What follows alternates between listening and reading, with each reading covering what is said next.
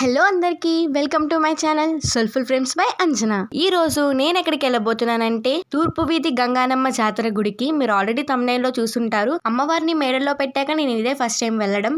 నా ఎక్స్పీరియన్స్ ని మీతో షేర్ చేసుకుందామని ఈ వ్లాగ్ తీశాను. పైగా జాతర డీటెయిల్స్ కూడా నేను కొన్ని చెప్తాను. వినుకొండ అంకమ్మని ఎప్పుడు మేడల్లో ప్రవేశపెడతారు, ఇంకా ఇక్కడ జరిగే చిన్న చిన్న కార్యక్రమాల కోసం కూడా నేను చెప్తాను. సో వీడియోని స్టార్టింగ్ నుండి ఎండింగ్ వరకు తప్పకుండా చూడండి.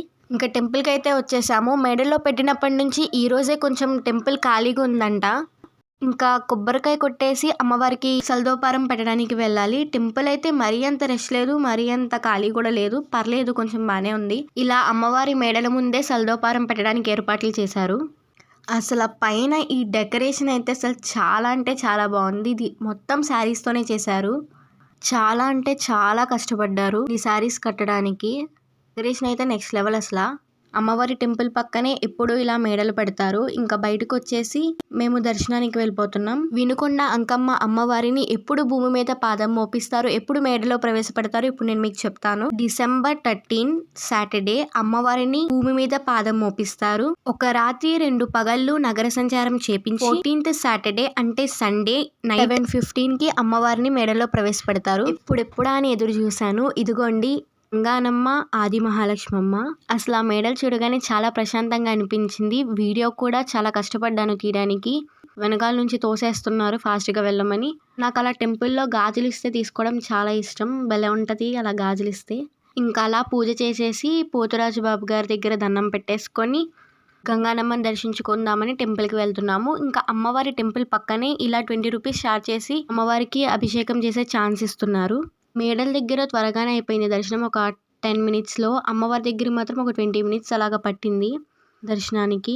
ఇంకొక ఇన్ఫర్మేషన్ ఏంటంటే ముక్కోటి రోజు అంటే December 30 ట్యూస్డే టెంపుల్లో పసుపు కొమ్ముల పూజ జరుగుతుంది.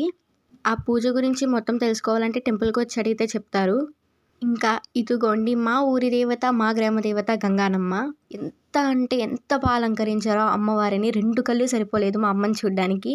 ఇంకా తర్వాత మహాలక్ష్మమ్మ దగ్గరికి వచ్చాము. దర్శనం అయితే మాకు చాలా అంటే చాలా బాగా జరిగింది.